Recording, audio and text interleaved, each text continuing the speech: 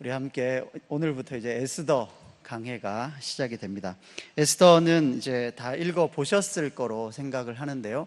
에스더는 이제 사건의 전개 속도나 그리고 길이 등을 보면 단편 소설의 구조를 취하고 있다, 그렇게 생각이 됩니다. 또한 선악 구도가 이렇게 분명하기 때문에 한번 읽으시면 대강의 줄거리를 파악하기 또한 쉽습니다. 읽어보신 분들 물론 아시겠지만 이 에스더서, 그죠? 이 에스더서 자체가 당연히 유대인들에게 인기가 많았겠죠. 그래서 거의 율법서하고 동등한 취급을 받기도 합니다.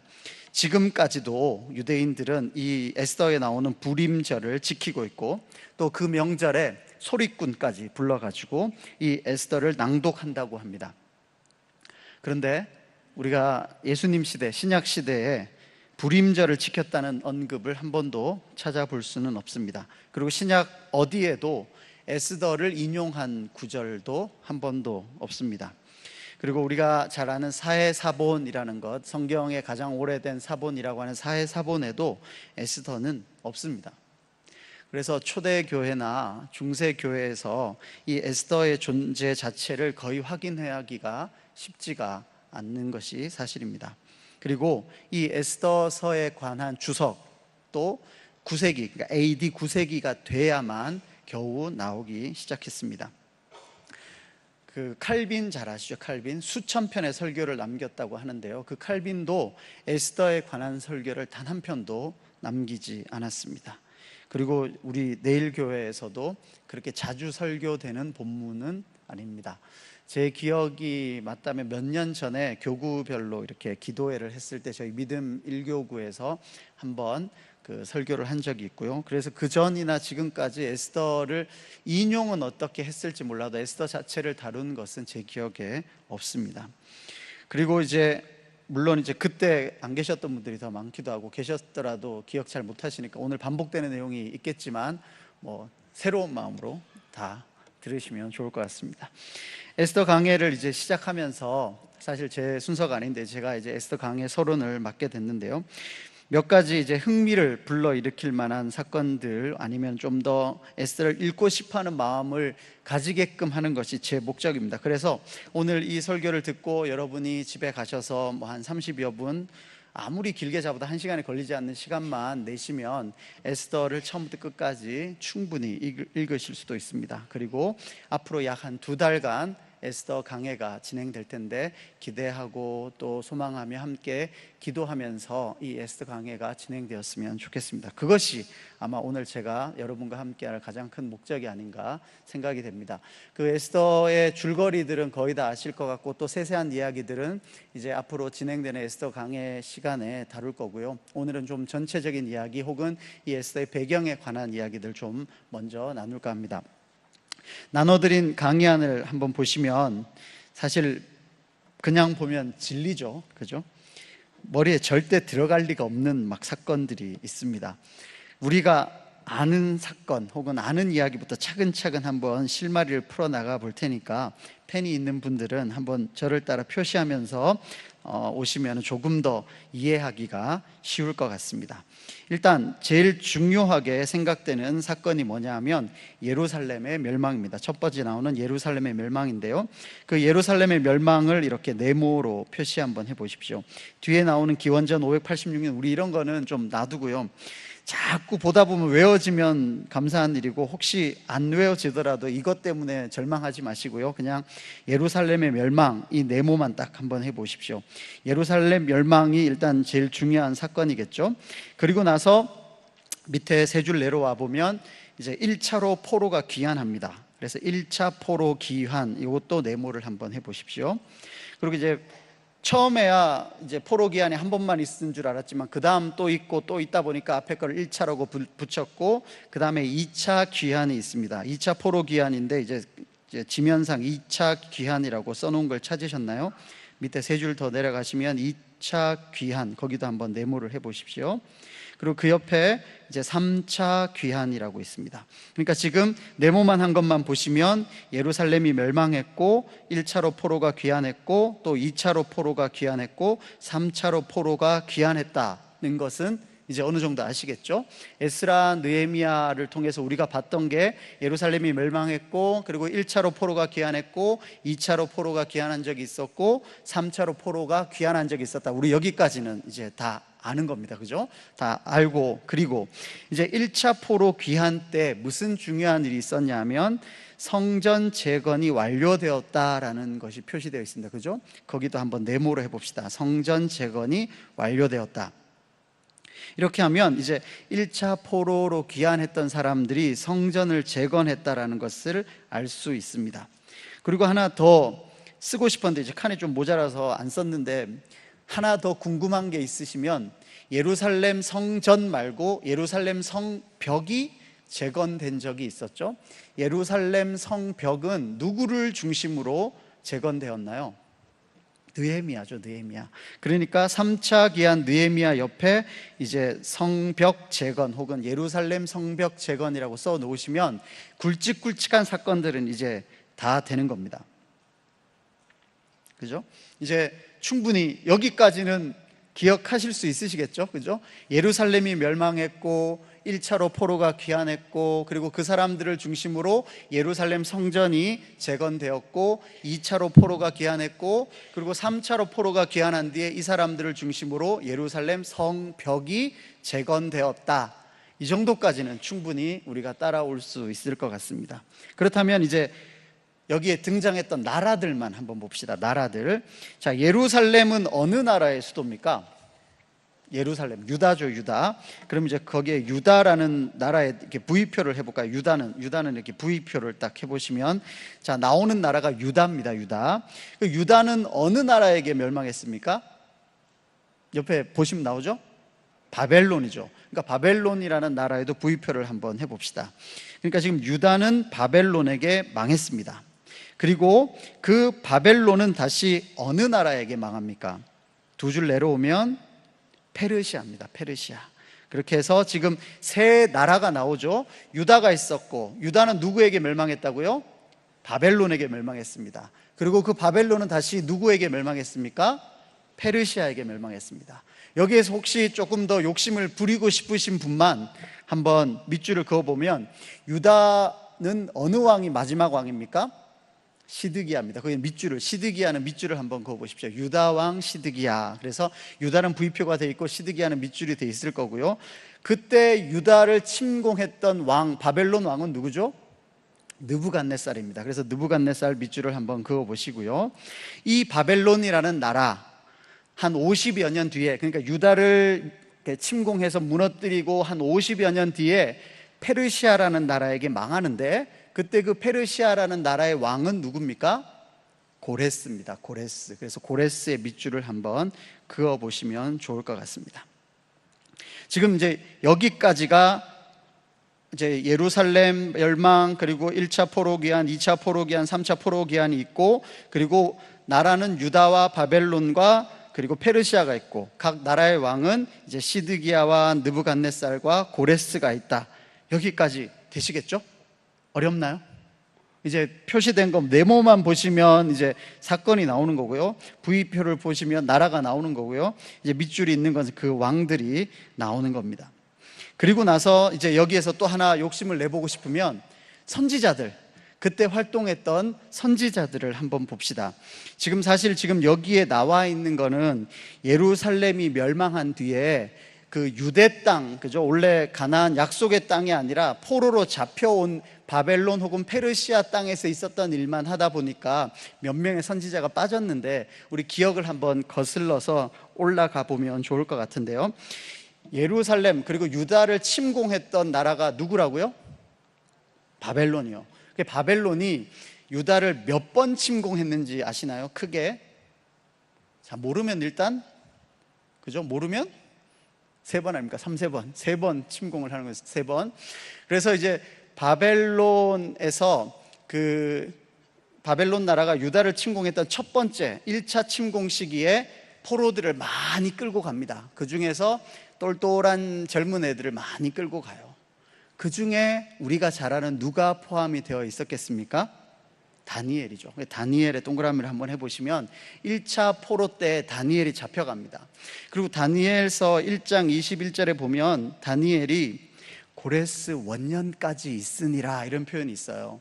그러니까 소년 때 잡혀갔던 다니엘이 노년이 될 때까지, 다시 말해 바벨론의 궁정에서부터 나라가 바뀌어서 페르시아 궁정이 될 때까지, 고레스 왕이 즉위하는 그 원년까지 그 궁정에서 이제 높은 고위 관리로 근무했었다 혹은 사역했었다. 그 사람이 누구라고요? 다니엘이라고요. 그게 1차 포로 때 잡혀와서 쭉 해서 다시 1차 포로가 귀환하는 그때까지 있었던 사람이 다니엘입니다. 그리고 두 번째로 중요한 게 2차 포로가 있습니다. 2차 포로 때 잡혀와서 포로들이 그발 강가에 주로 살게 됐는데 그 그발 강가에서 사역했던 선지자가 하나 있습니다. 그 사람은 주로 어떤 이야기를 했냐면, 사람들이, 이스라엘 백성들이 그런 기대를 했어요. 하나님께서 우리를 금방 회복시켜 주실 것이다, 곧 회복시켜 주실 것이다. 그래서 금방이라도 이스라엘에 돌아갈 것처럼 살고 있던 사람들에게, 아니다, 여기 집 짓고 농사 짓고 살아라, 시간이 더 필요하다, 여기 그냥 눌러 앉아야 된다라고 그 포로 공동체에게 선포했던 선지자가 하나 있습니다. 그 사람이 누구일까요? 에스겔이죠. 우리가 작년에 한 해 내내 했던 에스겔 선지자가 그렇게 사역을 했습니다. 그리고 그 모든 일이 일어나는 동안 3차로 예루살렘이 멸망했던 그 순간까지 예루살렘에 남아서 자기의 예언이 성취되는 것을 볼 수밖에 없었던 한 선지자가 있습니다. 여기 나와 있지는 않은데요, 누구일까요? 예레미야입니다. 그 사람이 예레미야입니다. 그래서 예루살렘 멸망 위에다 예레미야 이렇게 표시해 두시면, 이제 다니엘, 에스겔, 예레미야가 그 시기에 한 사람은 궁정에 잡혀와서 다시 포로로 귀환하는 그날까지 사역했던 사람 다니엘이 있었고, 또 한 사람은 이스라엘 공동체가 그발 강가에 살고 있었던 그 공동체 사이에 선지자로서 에스겔이 살고 있었고, 그리고 1차, 2차, 3차 계속 멸망하는 그 하나님의 도성 예루살렘이 멸망하는 것을 자기 입으로 예언하고 또 그것을 직접 지켜봐야 했던 선지자가 예레미야가 있었습니다. 그렇게 3명의 선지자들이 사역을 했었고요. 그리고 이제 1차로 포로가 귀환이 됐습니다. 1차로 포로가 귀환했는데 사람들이 금방 예루살렘 성전 짓고 다 할 줄 알았는데 쉽지가 않았어요. 그래서 시간이 많이 흘렀습니다. 성전은 허물어져 있는데 너희들 집만 의리의리하게 잘 짓고 있냐라고 선포하면서 다시 한번 성전 재건을 독려했던 선지자 2명이 있어요. 그 사람들이 누구인가요? 학개와 스가랴입니다. 학개하고 스가랴의 동그라미를 하면 되시겠죠. 학개, 스가랴, 이 두 사람이 그런 사역을 했습니다. 그리고 또 이제 밑에 보면 포로들이 2차로 귀환할 때 누구 중심으로 귀환을 했죠? 에스라요. 에스라의 동그라미를 해주고, 그 다음 3차로 포로를 귀환해서 예루살렘 성벽을 재건했던 때 앞장섰던 사람은 누구죠? 느헤미야입니다. 느헤미야의 동그라미를 해보시면 이제 우리가 표시한 정도는 머릿속에 어느 정도 잡히시나요? 어렵습니까? 이렇게 해서 이제 예루살렘이 멸망하고 그 다음에 포로들이 잡혀오고 다시 포로들이 귀환하는 그 시대가 어느 정도 이제 뼈대가 잡혔을 줄로 압니다.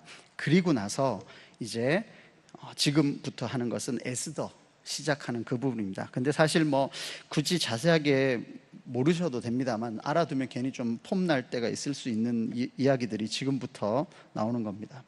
마라톤 전투 이런 거 들어보셨습니까? 마라톤은 아시죠? 마라톤 전투가 뭐냐 하면은 이 페르시아라는 곳, 이 페르시아라는 곳에 다리오 왕이라는 왕이 있었는데요. 이 왕이 그 바다 쪽의 섬나라들, 그러니까 이 바다는 에게해인데요, 바다 쪽 섬나라들이 말을 잘 안 들어요. 그래서 점령하러 몇 번 갔더니만 얘네들을 한두 개 도시국가를 점령하는 게 문제가 아니라 얘들의 본토, 그러니까 그리스 본토, 그때의 유명했던 도시국가 2개가 있는데 어느 나라일까요? 아테네와 스파르타라는 그 도시국가를 결국은 끝장을 내야 얘들이 말을 잘 듣겠다 해가지고 이제 본토까지 이제 전쟁을 하러 들어갑니다. 그래가지고 이제 대패했던 곳이 마라톤이라는 곳이에요. 그러니까 그리스 입장에서는 크게 승리했던 것이고, 페르시아 이제 바사 왕, 이제 바사 쪽에서는 이제 대패했던 곳이 마라톤이라는 곳입니다. 그러고 나서 이제 다리오 왕이 죽어요. 그러고 나서 그 왕의 아들이 오늘 나오는 무슨 왕이요? 아하수에로 왕입니다. 그 역사책에는 크세르크세스라고 나오는 왕인데요, 이 사람이 이제 왕위에 즉위하고 나서 어느 정도 숨 고르고 나서, 여기 표현으로는 3년이 지난 때입니다. 3년이 즉위하고 나서 3년에 있은 그때에 사람들을 불러 모으는 장면이 나와요. 이때 사람들을 불러 모은 이유가 나중에 알고 보니까 아버지 선왕 다리오 왕이 실패했던 그 페르시아 전쟁을 다시 한번 쳐들어가기 위해서 사람들을 불러 모아요. 그리고 고대 역사상 가장 큰 대규모의 군대를 징집하는 일을 이때 논의하게 되었습니다. 이제 다른 역사책에 보니까 이때 이 나라 사람들은 뭔가 중요한 일을 할 때 술을 많이 먹었다 그래요. 우리 같으면 중요한 일을 하려면 맑은 정신에 해야 된다라고 생각할 텐데, 이때 이 사람들은 술을 먹고 좀 해롱해롱한 상태가 돼야 영적으로 뭔가 더 깊은 세계에 가는 것만 같은, 그래서 정말 중요한 일을 결정할 때는 술들을 많이 먹고 많이 모여가지고 잔치를 막 하면서 회의를 했다고 합니다. 그래서 이 잔치하는 장면이 그 전쟁을 준비했던 중요한 순간이 아니었나 그렇게 생각이 됩니다. 그래서 그 크세르크세스라는 혹은 아하수에로라는 왕이 한참 대규모, 정말 역사상 가장 큰 규모의 전쟁을 준비하던 그때에 이제 왕후를 불러가지고 뭔가 좀 폼나는 일을 한번 해보려고 했는데, 그 구체적인 것은 우리가 알기가 좀 어렵지만 그 일을 이제 왕후가 거절했어요. 그래서 이제 열받았죠. 그래서 왕후를 폐위시키고, 그리고 뭐 급한 일 아니니까 폐위시킨 상태에서 전쟁을 하러 가요. 그 전쟁이 유명한 살라미스 해전이라는 겁니다. 영화 300이라는 영화의 두 번째, 이제 그것을 다루고 있는데요, 그렇게 전쟁을 했는데 또 져요. 아주 크게 집니다. 그리고 돌아오는 것이 2장을 보시면 2장 1절에 그 후에 아하수에로 왕의 노가 그침에라고 하는 이 표현의 그 후에가 왕후를 폐위하고 그리고 전쟁을 준비해서 전쟁에 나가서 지고 나서 돌아온 이후에 적어도 3년 혹은 5년 정도 지난 뒤에 이제 새롭게 왕후를 뽑아야겠다라고 이야기가 시작이 되는 겁니다. 그래서 이 부분, 이제 구체적인 이제 뭐 마라톤 전투의 살라미스, 그거는 뭐 잘 모르시더라도 어떤 왕이 이제 뭔가 중요한 일을 할 때 왕후에게 무엇을 요구했는데 그것이 거절당하자 이제 폐위시키고 그 중요한 일을 하고 다시 돌아온 뒤에 몇 년 뒤에 다시 왕후를 간택하는 장면이 2장부터 나오고요. 그리고 그때 간택된 사람이 누구라고요? 에스더입니다. 그 에스더에 관한 이야기가 이제 2장부터 시작이 됩니다. 이 에스더서를 이제 읽어보신 분들 잘 아시겠지만 사실 주요한 갈등 구조는 두 사람입니다. 두 사람. 누구와 누구인지 아시겠습니까? 하만과 모르드게라는 두 사람의 그 갈등 관계가 가장 중심에 있습니다. 그래서 이제 모르드게라는 사람은 어떤 사람인지 소개하는 게 2장 5절에 나오고요. 그리고 하만이라는 사람이 어떤 사람인지 소개하는 게 3장 1절에 나옵니다.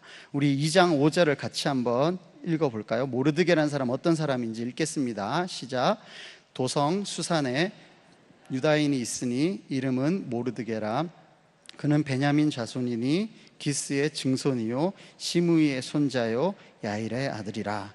그래서 뭐 이렇게 막 또 사람 이름 많이 나오면 우리가 막 정신이 없는데, 여기에서 그래도 그나마 우리 귀에 들어오는 게 베냐민 자손, 이 정도는 우리가 좀 알 수 있고요. 그리고 혹시 조금 더 성경을 몇 번 읽으신 분은 어떤 한 사람의 이름이 귀에 좀 들어오죠. 누구죠? 기스. 그죠? 베냐민 지파 기스 이러니까 누구가 생각이 납니까? 사울이 생각이 나는 거죠. 그래서 베냐민 지파 기스라는 것을 굳이 집어넣은 이유가, 우리 정도도 사울을 아니까 이 유대인들에게는 이거는 사울의 후손이라는 걸 명확하게 밝혀주는 장치라고 할 수 있을 겁니다. 그리고 3장 1절에 이제 또 다른 한 사람이 나오는데요, 같이 읽어보겠습니다. 시작. 그 후에 아하수에로 왕이 아각 사람 함므다다의 아들 하만의 지위를 높이 올려 함께 있는 모든 대신 위에 두니. 자, 여기에서도 아하수에로 왕은 아까 이제 크세르크세스 혹은 아하수에로 왕 에스더의 남편인 건 알겠고요.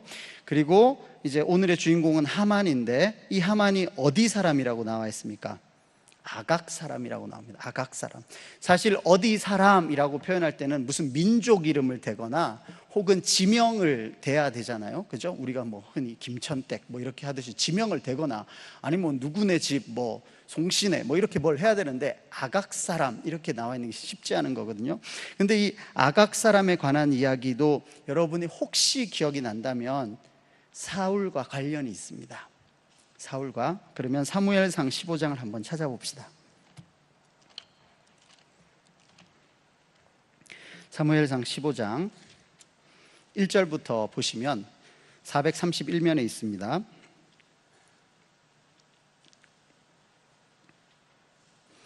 혹시 그 성경에 그 대강의 구조 혹은 주요 단어를 위에 다른 색으로 표시해 놓은 성경책이 있으시면 이렇게 돼 있을 겁니다. 사울이 무엇을 치다요? 아말렉을 치다. 아말렉 민족을 치는 이야기가 나오는 겁니다. 그래서 15장 1절 2절에서 이제 만군의 여호와께서 이렇게 말씀하십니다. 아말렉이 이스라엘에게 행한 일, 곧 애굽에서 나올 때에 길에서 대적한 일로 내가 그들을 벌한다. 이때는 또 언제냐면, 이제 기억을 해보시면 어떤 사람이 손을 들면 이기고 손을 내리면 졌던 전투를 기억하시나요? 누가 손을 들어야 됐죠? 모세가 손을 한참 들 때 전투에서 싸웠던 사람은 누구죠? 여호수아죠. 그때의 상대편이 누구냐면 아말렉입니다. 그러니까 지금 홍해를 건너자마자 아직 이 몇만 명이나 넘는 이 사람들이 정비도 채 하기 전에 갑자기 뒤통수 치면서 이스라엘을 괴롭혔던 첫 번째 민족이 누구냐면 아말렉이에요. 그 아말렉에 대해서 여호와 하나님은 두고두고 이렇게 분이 안 풀리셨나 봐요. 출애굽기에서 그 일이 있고 나서 신명기 한번 잠시 읽어보면 신명기 25장 17절에 있는데요, 제가 찾아서 그냥 읽도록 하겠습니다. 25장 17절부터입니다. 너희는 애굽에서 나오는 길에 아말렉이 내게 행한 일을 기억하라. 곧 그들이 너를 길에서 만나 네가 피곤할 때에 내 뒤에 떨어진 약한 자들을 쳤고 하나님을 두려워하지 아니하였느니라. 그러므로 내 하나님 여호와께서 내게 기업으로 주어 차지하게 하시는 땅에서 내 하나님 여호와께서 사방에 있는 모든 적군으로부터 내게 안식을 주실 때에 너는 천하에서 아말렉에 대한 기억을 지워버리라. 너는 잊지 말지니라. 그러니까 아말렉에 대한 기억을 지워버리라는 건 그냥 이렇게 진멸해버리라는 겁니다. 너네가 가서 먹고 살만해지고 정신 좀 차리고 나면 제일 먼저 해야 될 일이 있는데, 그게 뭐냐면 아말렉에 대한 기억조차 못하게 지워버려라. 그만큼 무섭게 아말렉에 대한 이야기를 하신 겁니다. 그리고 나서 이 이스라엘 백성들이 이제 여호수아 시대를 지나고 사사 시대를 지나는 동안 자기들 내부 문제에 정신이 없었거든요. 그리고 이제 왕정, 이제 국가다운 국가가 이제 서고, 초대 왕 누구죠? 사울이 이제 서서 현안들을 어느 정도 정리한 뒤에 첫 번째 명령하시는 장면이 바로 사무엘상 15장인 겁니다. 이 15장에서 너 아말렉 꼭 쳐야 된다라고 이야기하는 장면입니다. 그리고 나서 이제 15장 8절에 아말렉 사람의 왕 아각을 사로잡고 칼날로 그의 모든 백성을 진멸하였으되 사울과 백성이 아각과 그의 양과 소의 가장 좋은 것 또는 기름진 것과 어린 양과 모든 좋은 것을 남기고 진멸하기를 즐겨 아니하고 가치없고 하찮은 것은 진멸하니라 해서 아각을 사울이 죽이려고 하지 않습니다. 나중에 사무엘이 죽이는데요, 그때 그 아각인 겁니다. 그 아각 사람, 이제 누구의 아들이라고 이제 오늘 하만을 소개하고 있습니다. 이 둘의 관계가 그러니까 그냥 단순히 오늘 내일의 관계가 아니라는 것을 설명하고 있습니다. 에스더로 다시 돌아가 보시죠. 그들이 왜 이 정도로 이상한지는 사건을 봐도 압니다. 에스더 3장 1절에서 6절을 보시면 이제 하만의 지위를 왕이 높였어요. 그래서 2절에 대궐문에 있는 왕의 모든 신하들이 다 왕의 명령대로 하만에게 꿇어 절했어야 됩니다. 그러니까 왕이 명령을 내렸어요. 하만에게 꿇어 절하라고. 그런데 모르드게는 꿇지도 않고 절하지도 않았습니다. 무슨 우상 숭배하는 것도 아닌데 왜 하만에게 꿇어 절하지 않는지 모르겠죠. 그래서 대궐문에 있는 왕의 신하들이 모르드게에게 이르되 너는 왜 왕의 명령을 거역하냐? 그래서 날마다 권했답니다. 한 번이 아니라 매일 권해서 했는데도 모르드게가 듣지 않았어요. 그러면서 대답하기를 나는 유대인이야 라고 이야기했습니다. 그러니까 그 사람들이 일이 어찌 되나 보고자 하만에게 전하였더라. 뭔가 이상하죠? 인사를 안 해요. 왜 안 해? 난 유대인이야. 그게 대답이 됐다는 겁니다. 이해가 되시겠죠? 그리고 야, 이거 뭔가 큰일 나겠네 해서 일이 어떻게 되나 하만한테 알려줍니다. 그래서 하만이 모르드게가 무릎을 꿇지도 않고 절하지도 아니함을 보고 매우 노했는데, 그들이 모르드게의 민족을 하만에게 알리니까 하만이 모르드게만 죽이는 것이 부족하다고 생각하고 온 나라에 있는 유대인들을 다 죽이겠다라고 이야기하는 겁니다. 그러니까 일의 시작은 인사 안 한 거예요. 그죠? 한 사람이 그냥 인사 안 한 거에서 일이 시작이 됐는데, 너 왜 인사 안 해? 그러니까 옆에 있는 사람들이 난 유대인이야. 그래가지고 또 이제 인사 받아야 되는 사람한테 쟤 유대인이라는데요. 그러니까 그래? 쟤 하나의 문제가 아니구나. 이참에 저 유대인 전체를 죽여버려야겠다라고 이야기하는 겁니다. 그러니까 지금 이스라엘 백성들 입장에서도 이 아말렉 민족에 대해서 원한이 있고, 반대로 이 아말렉 민족도 이스라엘 백성에게 원한이 많은 거예요. 우리가 흔히 표현하는 철천지 원수인 것 같아요. 그리고 이제 오래 묵은 원한, 해묵은 원수들의 관계, 그래서 제가 구원이라고 적어놨는데 오래된 원수 관계인 것 같습니다. 이들이 과연 어떻게 일이 진행되는가가 이어지고 있습니다. 이런 뿌리 깊은 원한 관계 때문에 모르드게든 그리고 이제 하만이든 계속적으로 사람들 사이에서 이슈에 집중이 되고 있고, 옆에 있는 주위의 사람들도 지켜보는 거예요. 일이 어떻게 되나 한번 보자. 쟤네 둘이 지금 인사하고 안 하고의 문제가 아니라 저 민족, 아말렉 민족과 이 유대 민족 오늘 한번 제대로 붙을지도 모르겠다라고 주위의 사람들도 관심을 가지고 있는 겁니다. 그래서 이제 개인적인 문제가 아니라 역사와 민족을 건 한판 승부가 시작이 되는 겁니다. 단순히 인사 안 한 것에서부터 수백 년간 쌓여있던 민족 감정이 한꺼번에 이제 폭발하게 되는 장면인 거죠. 그러다 보니까 이제 평소에 유대인들에게 반감정을 품었던 사람들조차 이제 다 한쪽으로 몰리게 되는 거죠. 마치 그 나치가 유대인들 학살할 때 그냥 독일인들이만 한 게 아니라 평소에 유대인들에게 반감정을 품었던 모든 사람들이 몰려가 버렸던 거거든요. 그러니까 에스더의 이야기는 유대인 학살의 그 수천 년의 역사의 서막이라고 할 수도 있습니다. 당시에 이제 페르시아 기록에 보면 포로로 잡혀간 지 꽤 된 후에 많은 유대인들이 고위 관리로 올라갔답니다. 당연하듯이 우리가 알다시피 다니엘부터 그랬잖아요. 다니엘도 고위 공직자였고 그 친구들도 고위 공직자가 많았고, 그리고 많은 사람들이 고위직에 올라갔기 때문에 다른 주위의 사람들이 유대인들에게 시기의 감정을 많이 가졌던 것 같기도 합니다. 그리고 나서 이제 이 하만이 자기의 속 이야기는 다 내려놓고 왕한테 이야기합니다. 그것이 3장 8절입니다. 같이 읽겠습니다. 3장 8절 읽겠습니다. 시작. 하만이 아수에로 왕에게 아뢰되 한 민족이 왕의 나라 각 지방 백성 중에 흩어져 거하는데 그 법률이 만민의 것과 달라서 왕의 법률을 지키지 아니하오니 용납하는 것이 왕에게 무익하니이다. 그러니까 뭔가 한 민족이, 누군지 알겠죠? 유대 민족이 살기는 사는데 자기들의 법률, 그러니까 모세오경 율법이죠. 율법에 따라 살아가기 때문에 이제 그거를 빌미 삼아서 왕의 법률을 지키지 않는 겁니다. 그래서 이제 9절에 옳게 여기시거든 조서를 내려서 진멸하십시오. 그 일에 관계된 것들은 제가 돈을 다 낼 테니까 한번 이들을 없애게 해주십시오라고 하는 것이 이제 조서의 내용입니다. 만민과 다른 법을 지킨다는 그 이유로 말미암아 이제 유대인은 죽음의 위기에 봉착했습니다. 그때 이제 에스더, 그러니까 모르드게가 에스더에게 가서 여러 가지 사건들을 이렇게 전후 관계를 이야기하고, 그리고 4장 14절에 유명한 이야기가 나오죠. 4장 14절 같이 읽겠습니다. 시작. 이때에 네가 만일 잠잠하여 말이 없으면 유다인은 다른 데로 말미암아 노임과 구원을 얻으려니와 너와 내 아버지 집은 멸망하리라. 네가 왕후의 자리를 얻은 것이 이때를 위함이 아닌지 누가 알겠느냐. 다른 데로 말미암아. 이게 이제 그때 당시 이스라엘 백성들이 하나님을 대신해서 쓸 때 이런 표현을 썼다고 합니다. 우리도 뭐 정부 기관에 우리야 밖에서 뭐 대통령 마음대로 이야기하지만 정말 그 안에서 이야기하는 사람들은 뭔가 다른 표현으로 그 보스를 칭하는 그런 게 있지 않습니까? 뭐 회사에서도 뭐 회장님을 칭할 때 뭔가 다른 자기들만의 이야기를 하듯이 이때 당시 유대인들은 이제 하나님을 이야기할 때 다른 데로 말미암아 이런 표현을 썼다고 해요. 근데 이 에스더의 특이한 사항이 바로 이 다른 데로 말미암아처럼 하나님에 관한 언급이 한 번도 없다는 겁니다. 이게 간접적으로 명시한 유일한 하나예요.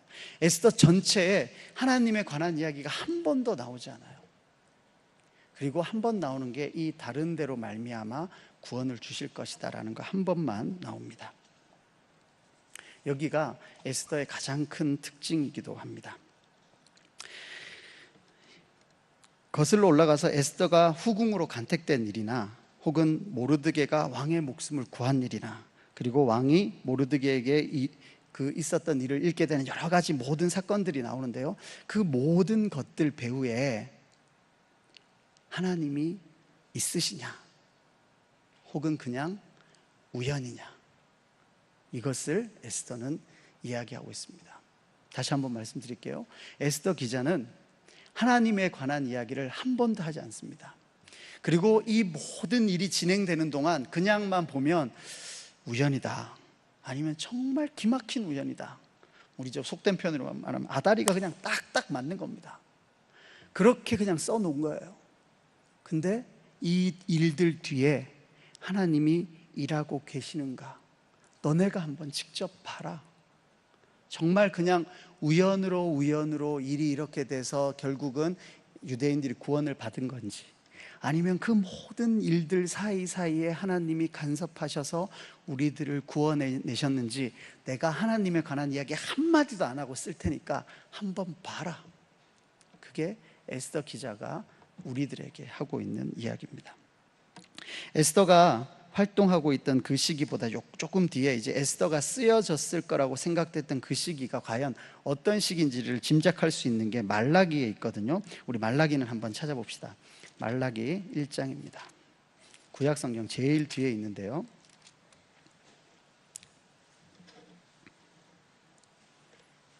말라기 1장 2절입니다. 구약성경 1327페이지입니다. 같이 읽겠습니다. 시작. 여호와께서 이르시되 내가 너희를 사랑하였노라 하나 너희는 이르기를 주께서 어떻게 우리를 사랑하셨나이까 하는도다. 나 여호와가 말하노라 에서는 야곱의 형이 아니냐, 그러나 내가 야곱을 사랑하였고, 그렇게 뒤에 계속 나오거든요. 두 가지입니다. 여호와께서는 내가 너희를 사랑했다 이렇게 표현하는데, 이제 이때의 이스라엘 백성들, 말라기 시대의 이스라엘, 그러니까 기원전 약 4세기의 이스라엘 백성들은 주께서 어떻게 우리를 사랑하셨습니까? 라고 말했다라고 이야기하는 겁니다. 그리고 1장 6절을 보면 내 이름을 멸시하는 제사장들아, 나 만군의 여호와가 너에게 이르기를 이들은 그 아버지를, 종은 그 주인을 공경하나니 내가 아버지일진데 나를 공경함이 어디 있느냐, 내가 주인일진데 나를 두려워함이 어디 있느냐, 이제 여호와께서 그렇게 말씀하셨단 말이에요. 그런데 이스라엘 백성들은 이르기를 우리가 어떻게 주의 이름을 멸시하였나이까 하는도다. 다시 말해 우리는 잘 섬기고 있는데요, 하나님은 우리를 사랑하지 않고 하나님은 어디 계신지도 잘 모르겠는데 우리는 우리 할 도리 다 하고 있습니다 라는 게 그때 당시 이스라엘 백성들이었다는 거죠. 그리고 2장 17절을 봅시다. 2장 17절 같이, 말라기 2장 17절 같이 읽겠습니다. 시작. 너희가 말로 여호와를 괴롭게 하고도 이르기를 우리가 어떻게 여호와를 괴롭혀 드렸나이까 하는도다. 이는 너희가 말하기를 모든 악을 행하는 자는 여호와의 눈에 좋게 보이며 그에게 기쁨이 된다 하며, 또 말하기를 정의의 하나님이 어디 계시냐 함이니라. 이 정도라는 거죠. 정의의 하나님 앞에 거 빼고는 그냥 하나님이 계시긴 어디 계셔. 그때 유대인들은 그렇게 말하고 살았다는 겁니다. 그런데 그도 그럴 것이 자기들의 선배, 선조들 생각해보면 막 홍해 갈라지고 불기둥, 구름기둥 있고 만나 있고 막 정말 하루가 다르게 번쩍번쩍 하나님이 뭔가 막 일하시는 그 많은 이야기들을 들었는데, 지금 우리들 사이에서는 도무지 하나님이 계시는지 알 길도 없고 하나님이 우리를 사랑하신다고 말하는데 예루살렘은 폐허가 되어 있고 우리는 여전히 포로고 아무것도 달라진 게 없는데 하나님이 사랑하기는 우리를 뭘 사랑하셔? 그래도 우리는 계속 제사 드리고 있단 말이야. 우리는 하나님을 여전히 섬기고 있다니까. 그래도 우리 눈앞에서는 나쁜 애들이 승승장구하고 있는데 도대체 하나님, 정의 하나님 계시기냐 한 거냐는 거죠. 그게 에스더 썼던 그 시대의 유대인들의 분위기였어요.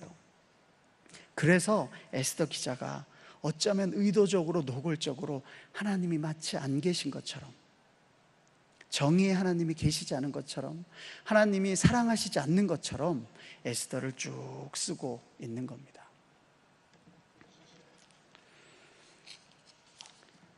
이런 상황에서 에스더는 하나님의 그 일하심 사이에서 유명한 구절이죠. 죽으면 죽으리다 라는 다짐으로 그 하나님의 일하심 속에 자기의 일을 하나 포함시키고 있는 것을 보여주고 있습니다.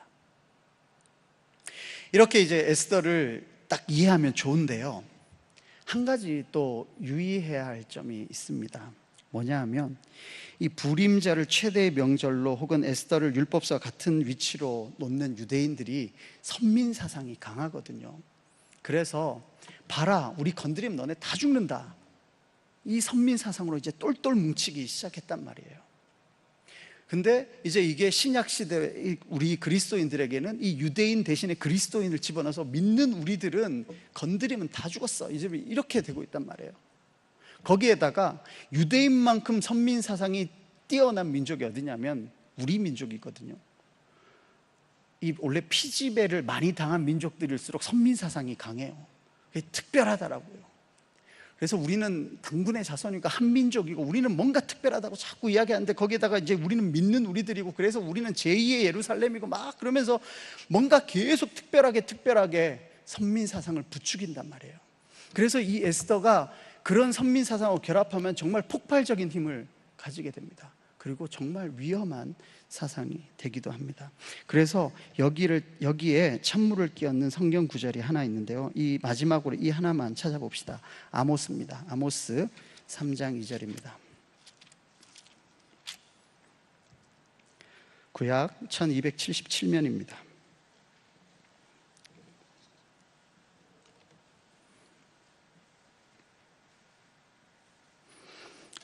찾아놓고요, 우리 강의안을 한번 봅시다. 강의안에 이렇게 돼 있죠. 내가 땅의 모든 족속 가운데 너희만을 알았나니 그러므로 내가 너희 모든 무엇을 너희에게 어떻게 하리라. 그냥 이제 우리 아모스 답을 보지 않은 상태에서 이 구절을 보면 내가 땅의 모든 족속 가운데 너희만을 알았나니 그러므로 내가 너희 뭐겠습니까? 뭐였으면 좋겠어요? 에스더, 하만, 모르드게를 적용해서 넣어보면 그러므로 내가 너희 모든 원수들을 너희에게 무릎 꿇게 하리라, 이런 게 나와 있으면 참 좋겠단 말이에요. 선민사상은 그런 거거든요.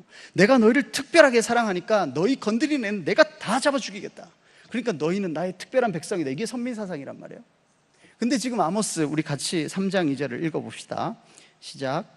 내가 땅의 모든 족속 가운데 너희만을 알았나니 그러므로 내가 너희 모든 죄악을 너희에게 보응하리라 하셨나니. 하나님이 특별히 사랑하시는 이유로 무엇을 하시냐면 너희 죄악을 너희에게 보응하겠다라는 겁니다. 사랑하는 자식에게 더 엄격한 잣대를 들이댄다는 거예요. 우리가 흔히 말하는 시범 케이스예요. 시범 케이스. 예루살렘, 내가 너희를 더 사랑하기 때문에 너희가 잘못한 것은 내가 더 보응할 수밖에 없는 거예요. 그래서 너희를 통해서 다른 이방 민족들이 돌아오게 하려고 하는 거지, 내가 너희 막 잘해줘가지고 다른 애들도 부러워가지고 따라오는 그런 게 아니라는 거예요.